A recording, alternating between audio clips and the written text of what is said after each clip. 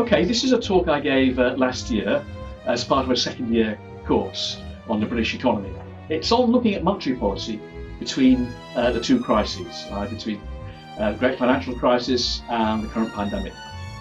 I'll actually update it a little bit to talk about the pandemic at the end of the course. Now, it's about monetary policy. It's about monetary policy, and the key concept that you need to understand to look at monetary policy in this period is the notion of financial repression. Now, this is a word which you don't hear very often. The Bank of England certainly never uses it, but it is something which I think is very important. I'll just give you a quick quote here from The Guardian in 2013. This is a quote from Larry Elliott, the economics correspondent for The Guardian, and he said, "Reinhardt and Rogoff's latest paper warns on financial repression. Harvard duo argue that advanced countries will not be able to return to more sustainable levels of debt through austerity and growth." So some people think that financial repression is more or less inevitable, and indeed Neil Ferguson has also argued it. And the key point, one of the key elements of financial repression is a negative real interest rate. That is, a nominal interest rate which is below the rate of inflation. What that means is that the value of savings, even if you keep all the interest, save all the interest payments, the value of your savings in terms of real purchasing power goes down. So there's a basic equation which you have, which is of course the Fisher equation, which you should be familiar with, which says the real rate is equal to the nominal rate minus the expected rate of inflation. Anyway, I'll expand on that a little bit more. So we'll now jump into the lecture which I gave, and hope you enjoy, and we'll come back at the end to review what happened during the pandemic. Enjoy. Yeah. Okay, so we can approximate the real rate of interest by the bank policy rate minus headline inflation. You don't need to worry too much about it, the expected part of inflation. Just look at the actual inflation that's published. Okay, that's a good approximation most of the time. Okay, so let's have a look at this. We have a diagram here with a few squiggly lines. So even I've got to put my glasses on to see this properly. So the green line is a nominal rate. So the green line that you can see there. Oh, so firstly, this goes right back to 1951 up to about 2017. I'll update it in some later slides. As you can see, it covers a long time. So the green line is the bank's rate, which has been as high as, it's been well over 15%. And currently, the bit at the right-hand side here, that's where we are now. It's pretty much zero. So it's been chuntering around zero since middle of 2009. The red dotted line is inflation. That's the red dotted line. And again, you can see from the red dotted line, inflation in the 70s, mid-70s, it was over 25%. It was quite high as well in the early 50s because of the Korean War. Since the mid 80s, it's been relatively low. And certainly if you look from 1992 onwards, it's been less than 5% nearly all the time. And so we live in much lower inflationary times, often called the Great Moderation. Hopefully Simon's told you about that. So that's the green line and the red line. And the blue line is the real interest rate. That's the difference between the green line and the red line. So it's the red line minus the green line, if you like.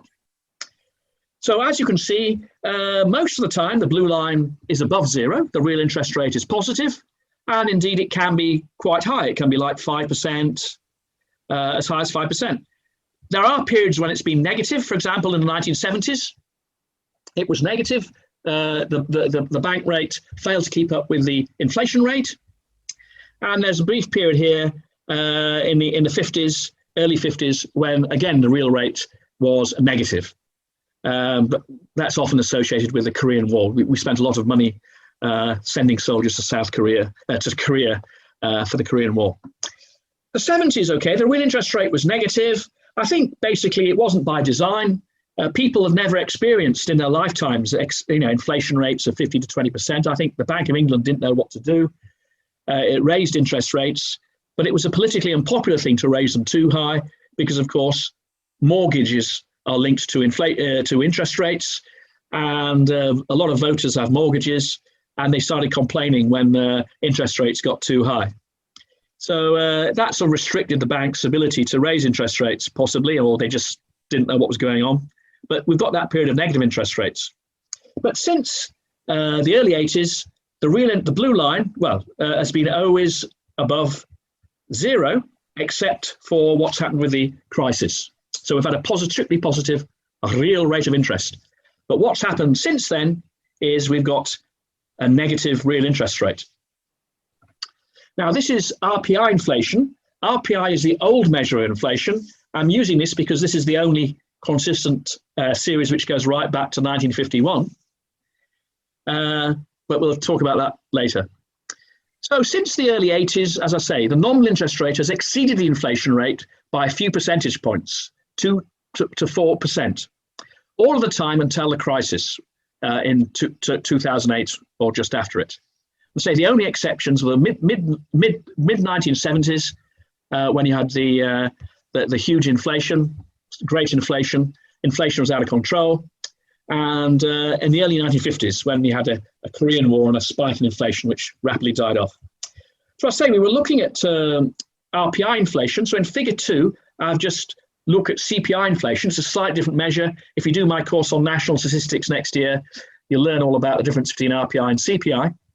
I won't go into that here, but it tends to be slightly lower, but it's a slightly different measure of inflation.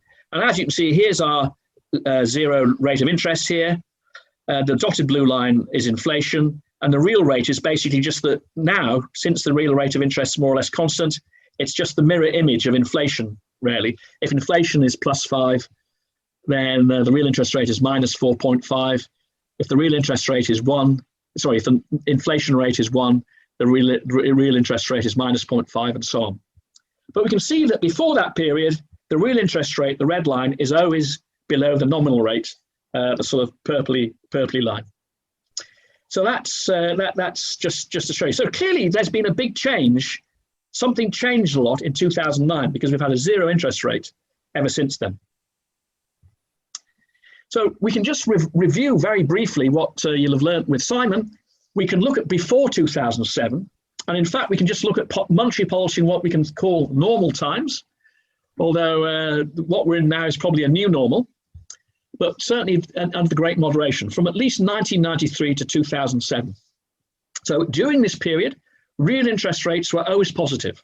Okay, they were always positive in a range 2 to 5%.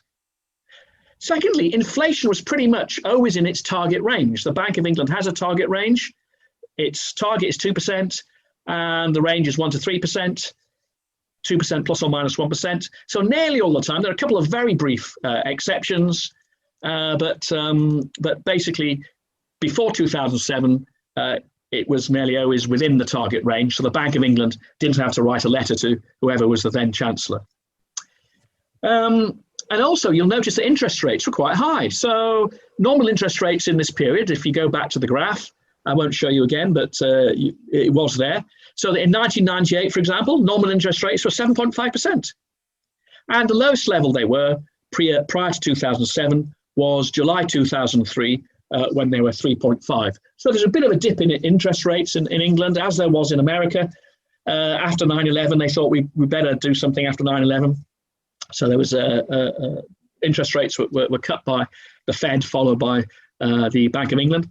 But anyway, the rest, they're still pretty high by current things.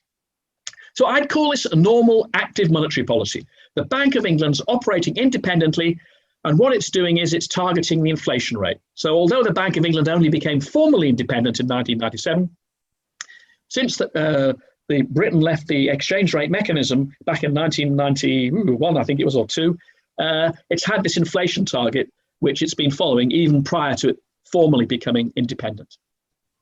And so we can understand this policy in terms of the standard Barrow-Gordon model. Sorry, this is made from a lecture I used to give in year 3, so you may not have done it as the Barrow-Gordon model, but essentially it's the Taylor rule and all this sort of stuff, and it's called the Great Moderation, which I assume that, well, you will, Simon's told me you have discussed. So the essence of a Taylor rule is the interest rate responds to inflation and also the output gap. This doesn't necessarily perform particularly well for the UK, but certainly if we look at results, the UK was doing pretty well. So I've gone here. This is, again, CPI inflation from January 1995 to the current day. So it goes right up to August, I think, or September 2020. And, if you look at before the crisis, so I've got January 2008 there, look, it's pretty much between 3% and 1% all of the time. A couple of little exceptions there when it gets below 1%, but it's pretty much there.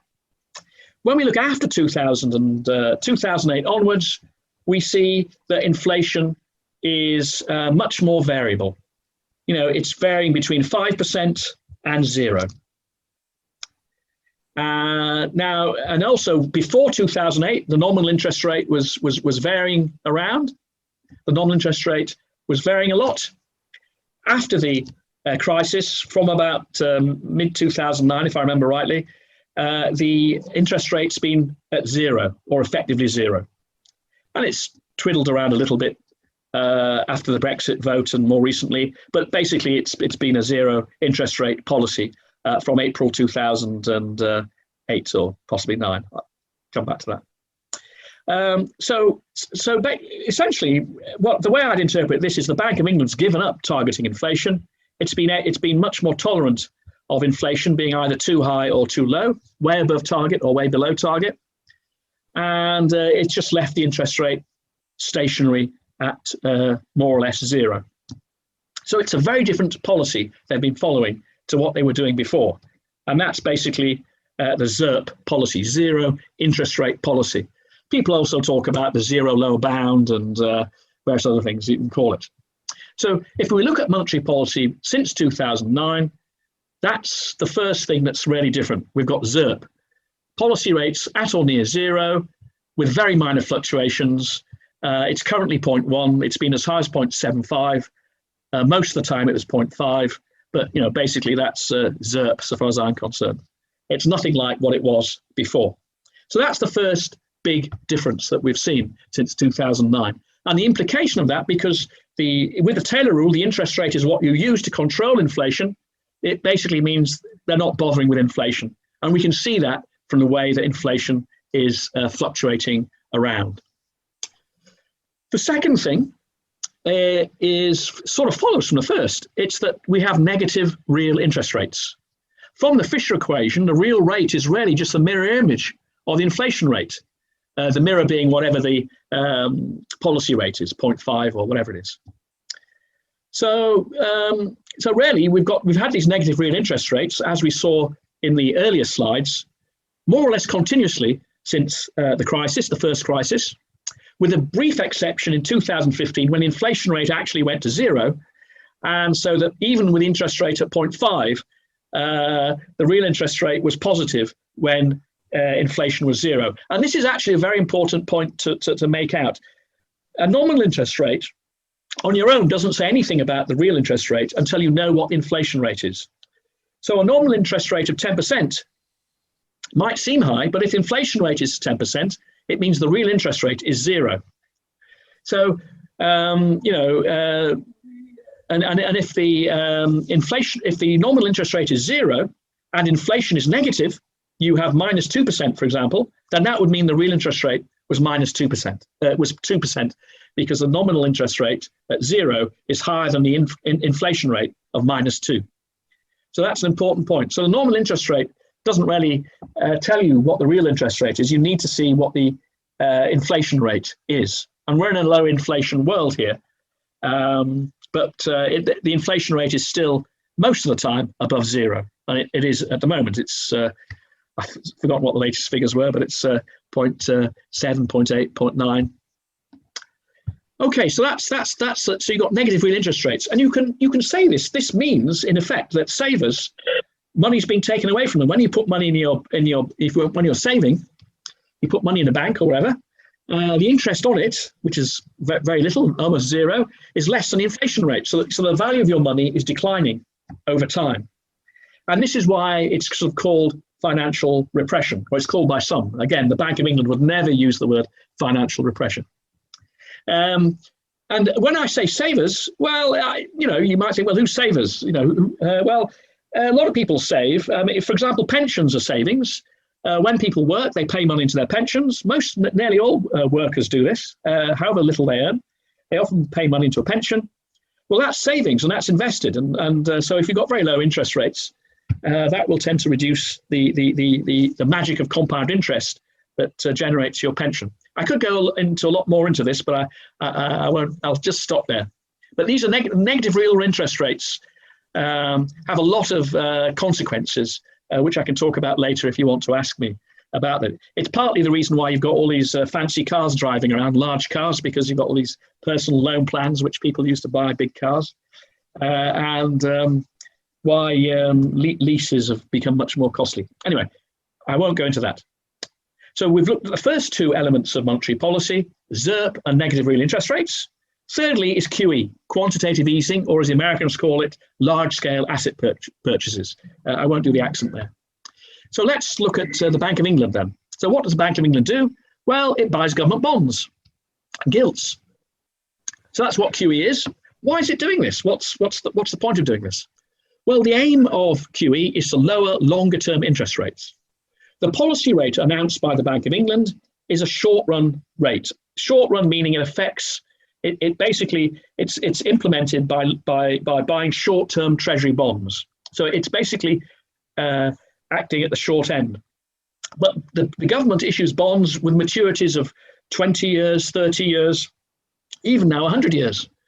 So the long-term interest rates at first they don't necessarily move with the short-term interest rates. If a move in the current bank rate is seen as just a temporary glitch, the longer-term interest rate, looking 20 or 30 years ahead, ignores what's happening with a little glitch, in 2020.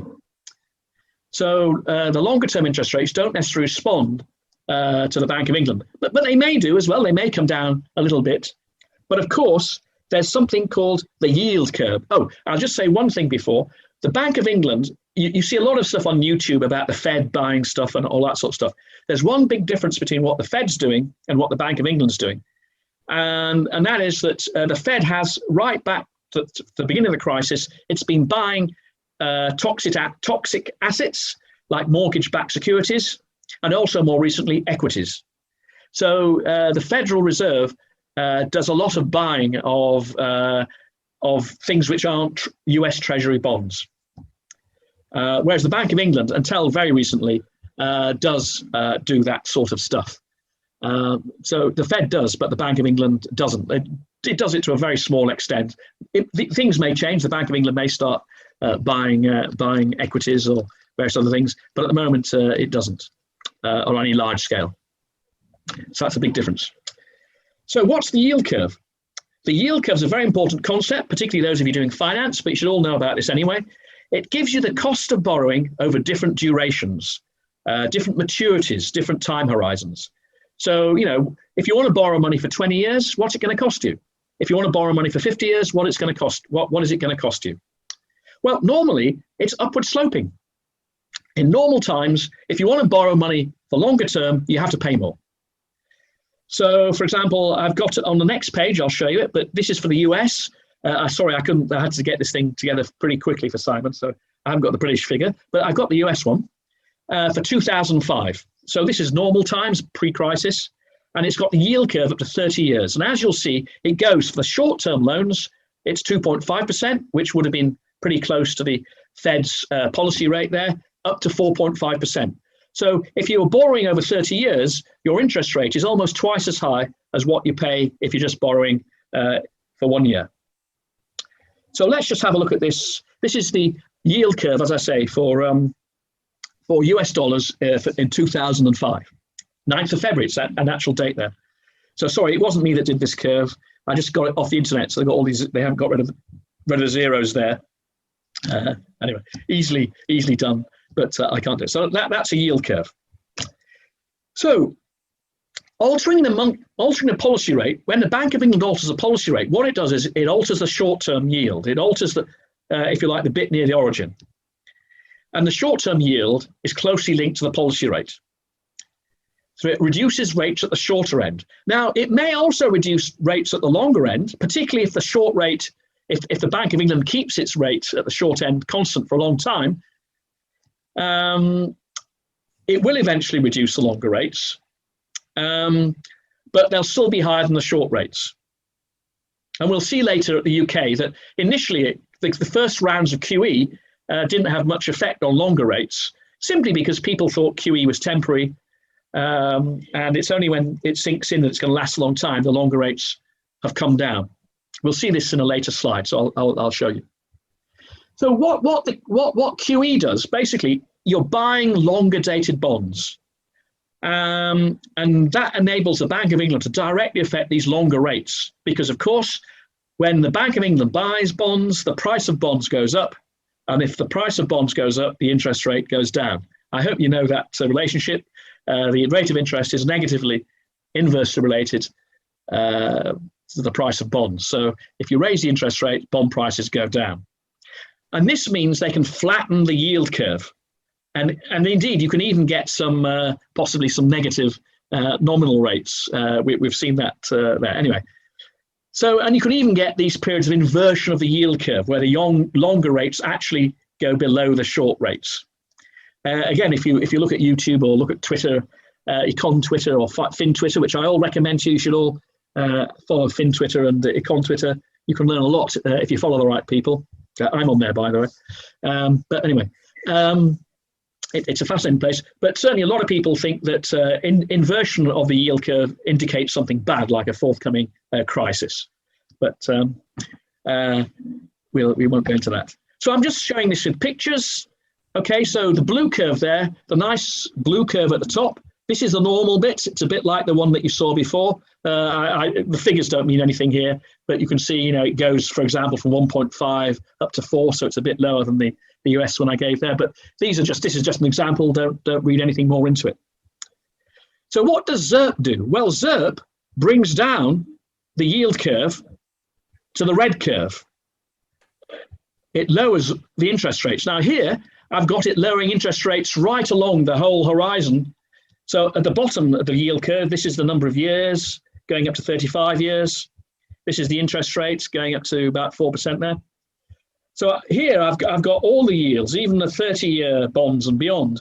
They've all fallen by the same amount. This is simply because I did this on Saturday, so I just subtracted a constant off. No other reason.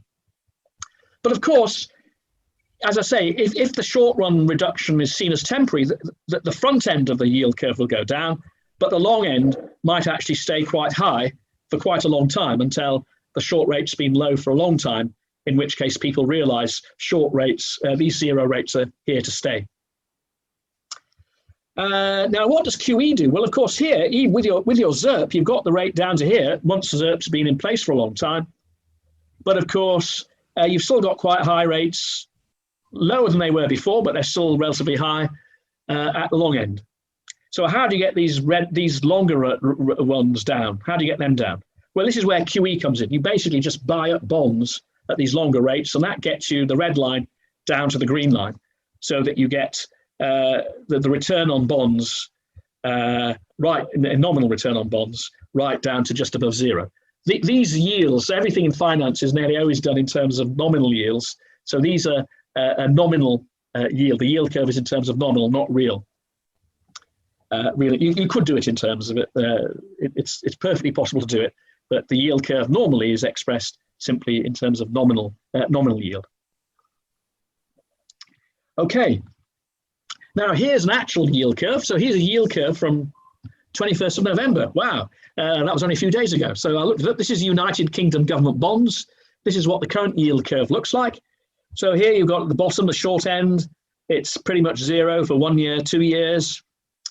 And then it goes up. It actually peaks around about 30 years, and then it goes down. And it's been a bit like that. The dotted lines are what was happening 1 month ago and 6 months ago. So in October, it was the green line. And 6 months ago, whenever that was, April, I think, it was the red line. So this is roughly what's going on. Now, as you can see here, it's interesting here because it's actually a U shape here. So it goes up and then it gently goes down. This is actually the residual maturity how many years are left to your bond. Anyway, that's a slight detail. But that's the actual yield curve as we've got now. The important thing to note is that it's low. The top figure there is 1%. So, okay, this looks like it's a big steep curve, but it's only going up from 0% there to just over 0.9% at the moment. So it's going up, but it doesn't go up very far. So that's it. There's nothing above 1%. And indeed, there are some negative yields as well. Okay, so that's the current United Kingdom now. So what is QE? So I'm just going to spend a few minutes. I could spend a whole lecture on QE, but I won't do it. Here's QE. This is QE. So on the vertical axis, this is thousands, well, billions basically. Yeah, this is billions. So it says thousands. It should be thousands of millions. It says thousands of millions there. It's thousands of millions, i.e. billions. So this is the amount of QE going on. This is the red line. And the blue line is balances at the Bank of England. Now, let me just explain what happens. So essentially, you can see what's happened with QE. This only goes up to October 2017. I'll update this in a couple of slides. So it had gone up to just under 450 billion pounds by 16. So it went up stepwise. So it went up in various steps. The Monetary Policy Committee got together most of the time and say, well, no, we'll just leave it as it is. But then say, oh, no, okay, we'll increase it. I say the reason they increase it is to reduce these long-term interest rates. And they've got it's up to 450 billion pounds, which to give you 450 billion pounds, that always sounds, the news is always reporting these figures. They look rather large. Currently, the size of nominal GDP is around about 2 trillion pounds. It's a little bit more than 2 trillion pounds. So 400 is around about 20% of GDP. So it is quite a large figure. It's about 20% of GDP. Now you see that balances at the Bank of England are actually rising, not exactly the same, but they're rising pretty much alongside QE. And there's a very simple reason for that. Oh, there you go. I've given, in 2017, it was 20% of GDP. There you go.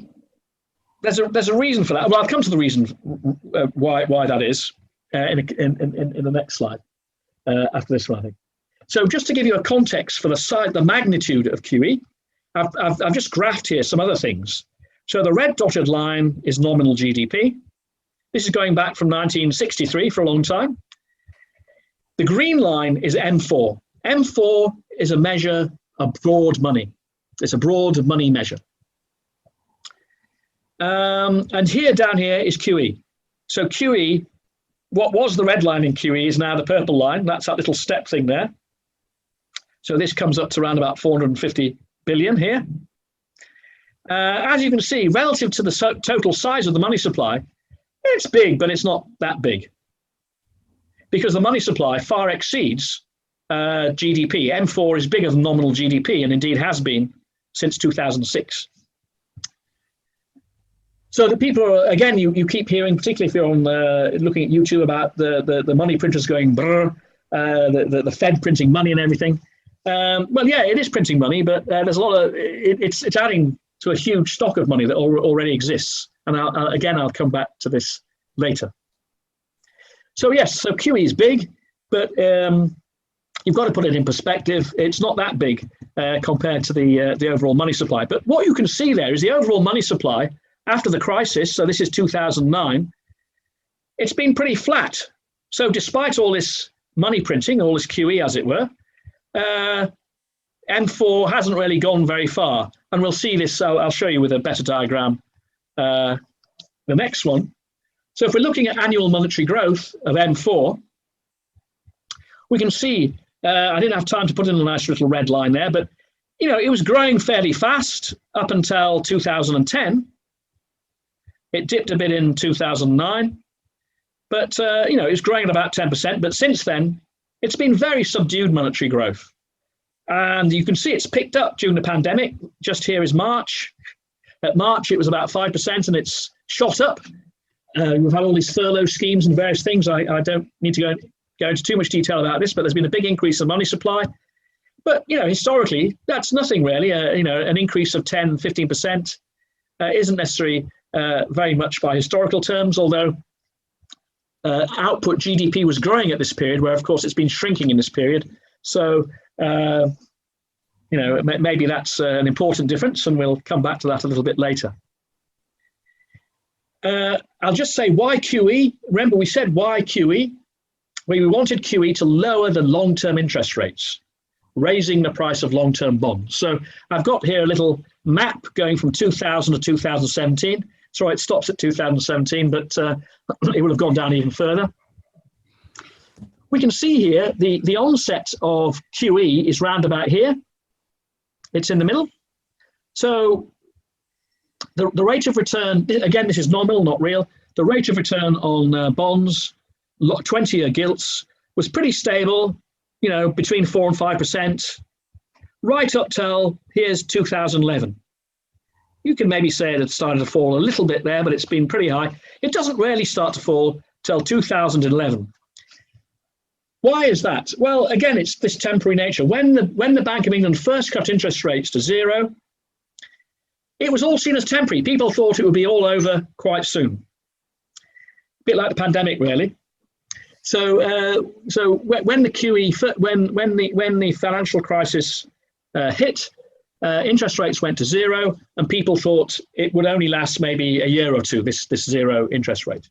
And in fact, I went to the Bank of England to a round table. They get these people to advise them, academics and other city guys to advise them on policy. And I was there, and there were the city guys who were holding forth, say, well, look, they've gone down, things have gone down, the stock market's gone down, but it's all going to come back straight, next year it'll all be fine. So that's typically what city economists tend to say. I can tell you why they say that, but anyway. But then there was a guy called Richard Huw, who was Japanese, and he said, wait, hold on a minute. This is going to be with us for a long time. This is like in Japan, it's what's called a balance sheet recession. A lot of assets have become worthless, like all these toxic assets and so on. The balance sheets look very shaky for many financial institutions, and it'll take them years to recover. That's Richard Huw. So he'd experienced this in Japan, and he said this, and indeed he was proved completely right. I don't think anybody, and certainly not me, foresaw that that this would last as long as it has done. But anyway, after you've had the zero interest rates for a few years, it's by 2011. You realize it's going to be there for a while. So the long-term interest rate comes down, and you're getting clobbered with QE, which is increasing demand for these 20-year gilts and so on. So that brings down the price of bonds, the rate of return on the bonds. The price goes up. So you get this great bull market, this great increase in the price of bonds. So in 2017, 20 years, it was round about just under 2%. And I'll just go back to our thing, whereas 20 years is there, it's down to just over, less than 1% anyway, around about 0.8% there.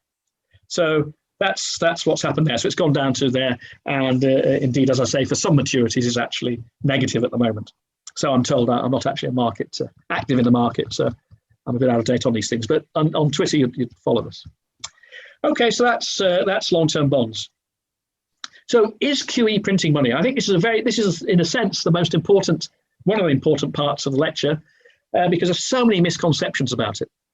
M4 is a broad money measure. It's equal to bank deposits, very broadly defined, i.e. people that have deposits at financial institutions, financial intermediaries, plus cash. In actual fact, it doesn't include what are called private bank reserves at the Bank of England. So you could include them if you wanted to. You just have to add them on. But so there are different measures of the money supply. They differ internationally. You've got to be a little bit careful exactly what's what. Some people talk about broad money, which is just cash and reserves at the Bank of England. But M4 is really, I think most macroeconomists, when you talk about the money supply, they mean M4, sorry. They used to mean M3 back in the 1980s, but then M4 was invented. So what does QE do? Well, basically, QE boosts central bank reserves and increases bank deposits. What do I mean by central bank reserves? I mean, it's rather misleading that. What I mean is it's the reserves that private banks like Barclays and HSBC have with the central bank, the Bank of England. And QE does also boost the assets. So essentially what happens when the Bank of England buys a government security from the private sector, a firm, household or a pension fund, the money goes into a private bank account of the firm. Let's say it's the firm. So the Bank of England buys the security, it gives the money to the firm, so the firm puts it in its bank account. What does the bank do?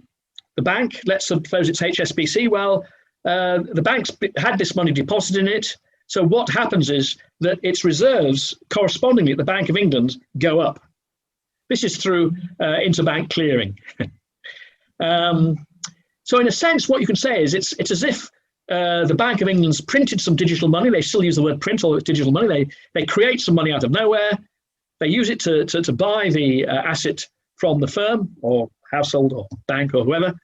And they get the cash, which turns up as a deposit at their bank. And then money's moved into the reserves of that bank at the Bank of England.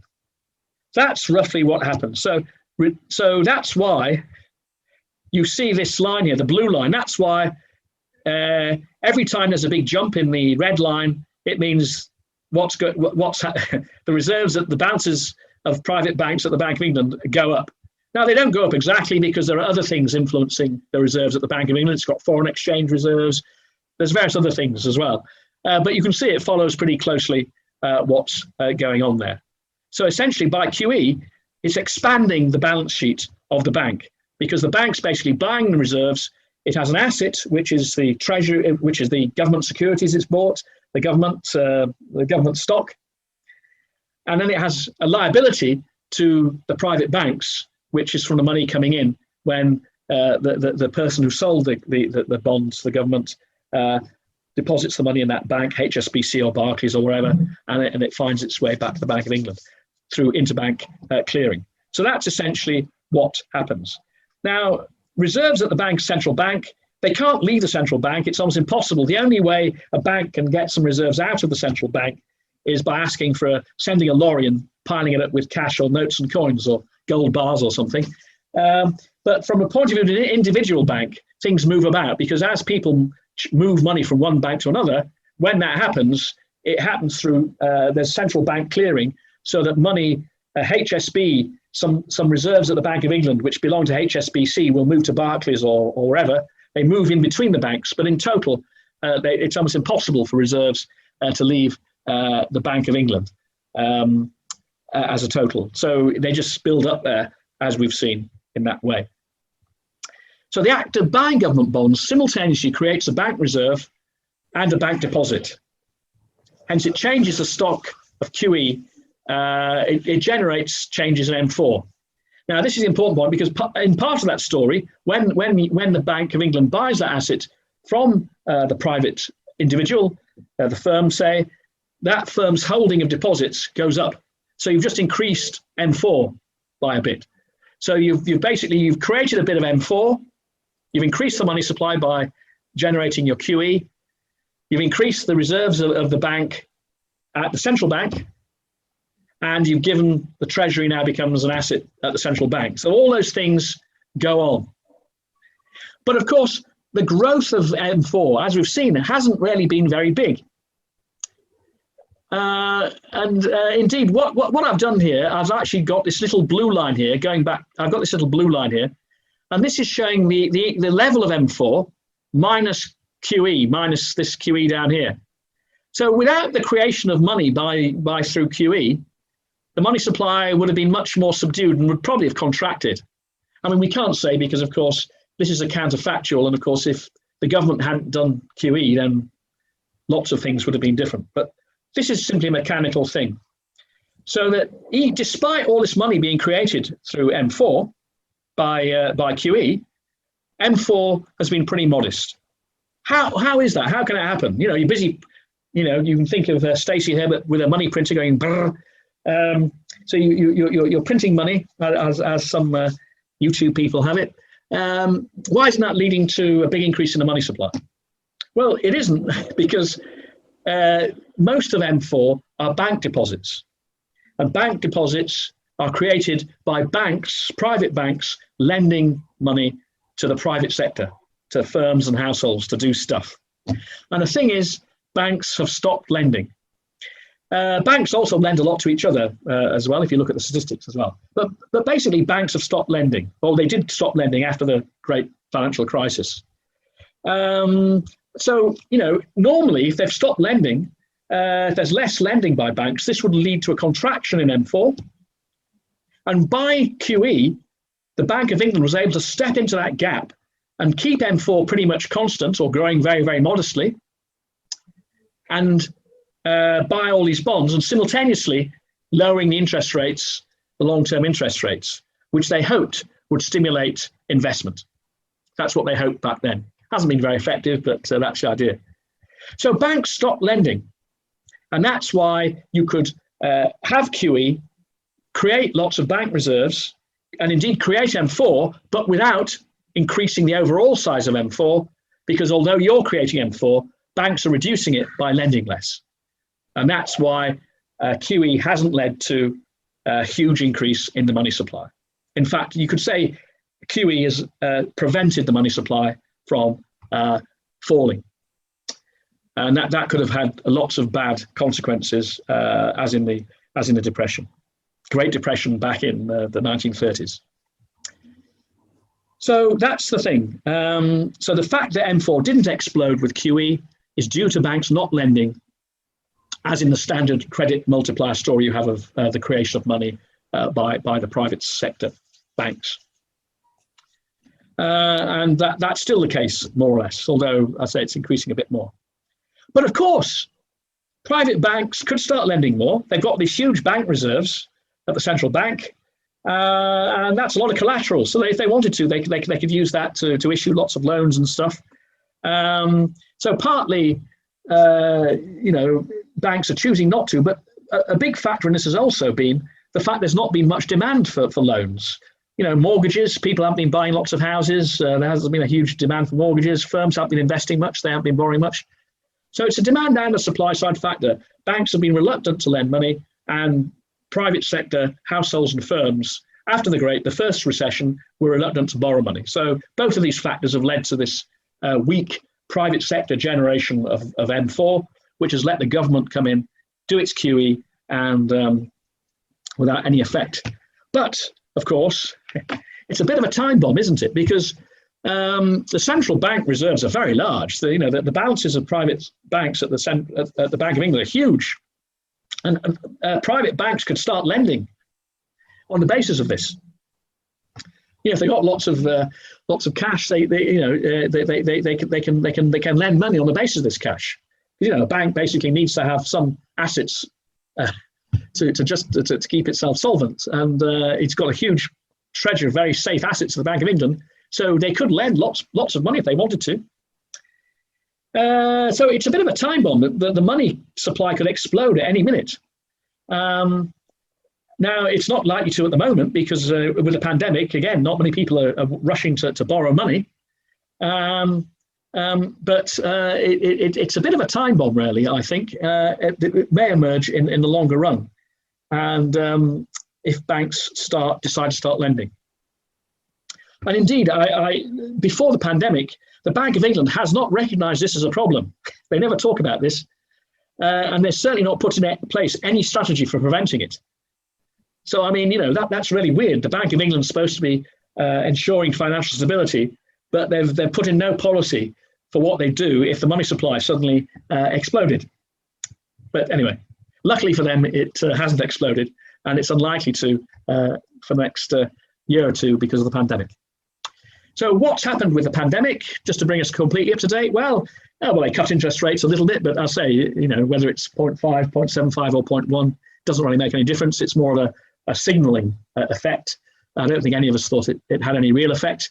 But they've announced that this is going to continue. So the difference is that just before the pandemic, they were raising interest rates up to 0.75. So markets are expecting interest rates to rise like they had done in the States. At the States, they're already over 2%. So there's a slow path to higher interest rates. But now they've said, well, we're not going to raise interest rates for ages. Andrew Bailey sort of said that. In fact, they're even thinking of having negative interest rates, nominal interest rates, sorry. So real interest rates are going to remain negative for a long time. So that's the first thing they've done. Secondly, massive QE. So there's been a huge increase. Sorry, I haven't been able to get hold of the figures, exact figures, but I know that currently, for the Bank of England's own announcements, it's currently 895 billion. So that's almost twice what it was prior to the end of the graph I had before. There was a 200 billion in March, almost at the beginning of the crisis, and there's been a few additional tranches, and they've just had a big increase. So it's 895 billion now or imminent. So it's nearly $1 trillion. Well, given that GDP is just over 2 trillion, that's like 50% of GDP. That's a massive amount of QE. That's a huge amount. But of course, the government, the fiscal policy is borrowing loads of money as well. And so the debt to GDP ratio in the UK is set to be, well, it's just past 100% a few months ago, and it's going up to, well, we don't know, 120%. It's a bit hard to predict because debt to GDP depends on GDP, and we don't know exactly what's going to happen to GDP. But we know that debt's going up, that's for sure. So the GDP ratio is going up quite high. So what's the government going to do? Well, there's some talk of negative interest rates. I can tell you they won't have any effect. But anyway, it's all signaling this negative interest rates. They've had them in Europe and various other places, and it didn't. There's no magic bullet. So I think it's just to be shown to be seen to be doing something. That's what they want to do. So that'll have no effect, I don't think, except make the banks less solvent. But I won't go into that here. What about new tools? Well, there is a new tool coming over the horizon. This is central bank digital currency, CBDC. So CBDCs, central banks have been talking about these for a few years, and they're going to come in pretty soon. It's already started in China, in fact, in trial runs at least. So this is where firms and households have wallets, just like you have a Bitcoin wallet, but it's not Bitcoin. It's all controlled by the government. It's a central bank digital currency. So the central bank can give money directly to non-bank private agents. So it can give the money directly to a firm or to a household. It doesn't have to go through banks. If you like, the transmission mechanism of monetary policy for the last century or hundreds of years is that the central bank gives banks more liquidity, and then the banks lend that to the private sector, firms and households. Well, banks have stopped doing that now. The banks just pile up all their liquidity, central bank reserves. So if banks won't do it, it's a way of like having money given directly to firms and households. So you could imagine, for example, the government giving the central bank giving households a wad of money, a little bit like helicopter money, but digital money via a wallet. So that's central bank digital currency. So that's coming in. The Bank of England they've all been talking about this. As I say, it's already happening in China. The first wave of they're doing experimental stuff in Shanghai, and they're going to be introducing it very, very soon. But the Chinese are way ahead of us on this. They've stopped using cash a few years ago. I was there in 2017, was it 2018? I can't remember. And it was only foreigners like me who were waving around their renminbi. All of the Chinese were just using their phones or watches or whatever it was. And even fruit sellers or vegetable stores had the QR codes for you to do this. So they're way ahead of us, as usual, with their 5G technology, which they already have, which we won't have for a while. So, but again, Western banks, the ECB is interested in doing this, and the Fed are talking about it as well. They're all talking about it. So this will be the next big thing, which is going to happen in the next few years. Some people hate it because, of course, it means the central banks know exactly what you're spending your money on. So some people see it as a civil liberties issue, but I won't go into that here. You can ask me about that. So what's a summary? What's happened since 2009? Well, basically since 2009, we've had ZIRP plus QE. So essentially, the Bank of England's adopted the policy of a zero interest rate, plus it's been keeping long-run interest rates down by using QE. It's been lucky. It's been able to do this without generating a massive increase in the money supply, because the private sector generators of the money supply, the private banks, have stopped lending, so that the M4 hasn't really exploded. Well, not until now, perhaps. Not until pre-2020. Secondly, they've abandoned inflation targeting. They don't bother about it. And you can see inflation's become a lot more unstable since 2009. We did have Spencer Dale, the then deputy chief economist at the Bank of England, who came along, gave a talk. He's actually a Cardiff alumni. So he gave the talk at the Julian Hodge Institute. And he was saying, well, no, we haven't really abandoned inflation. This was in 2011, when inflation was 5%. I'm not sure whether he believed himself or not. So for a while, they were claiming, well, we are looking at inflation targeting. But in reality, they've abandoned it since 2009. So QE flattens the yield curve and forces long-term interest rates down. So at first, I think QE was seen primarily as a way to stimulate government's private sector spending. Now, of course, particularly with the pandemic, it's a way to help government finances. So since the pandemic's come along, it's a way to help government finances. And in fact, we're trapped with low interest rates. Basically, by keeping interest rates very low, it's a way it helps the government finance this large government deficit. It's having to raise loads of money. It's a bit like the Korean War. That's why the interest rates were low. We had negative real interest rates during the Korean War to help the government pay for the Korean War in the early 50s. So we're keeping real interest rates low. Goes back to that Reinhold Rogoff quote back from 2013. This is a bit like Japonification. There's a great phrase, Japonification. It means we're becoming like Japan. And what that means, of course, Japan's been in this situation for ages. It's got a huge debt to GDP ratio, 250%. Last time I looked, it's probably gone up since then. Their interest rates are pretty much zero. And of course, if real interest rates were to raise or nominal interest rates were to rise much, if you've got 120% or higher debt to GDP ratio, then your interest payments become crippling. 5% nominal interest rate with 100% debt to GDP ratio means you're paying 5% of your GDP in interest payments. It's a huge thing. So we sort of get trapped maybe in this Japonification. So if we look to the future, post-pandemic, the pandemic's really meant that this policy of ZERP plus QE is going to be with us for a long time. We're going to have low interest rates, negative real interest rates, and a huge government debt. I put the ... there because I don't think anybody's thought out what the long-term effect is going to be, but I'll just finish there on that optimistic note. So if you're borrowing, so it'll mean, at least for you, it'll mean when you buy a house, your mortgage rates will be low. So that's good. Okay, I'll stop there. If anybody has any questions, I'm happy to answer them.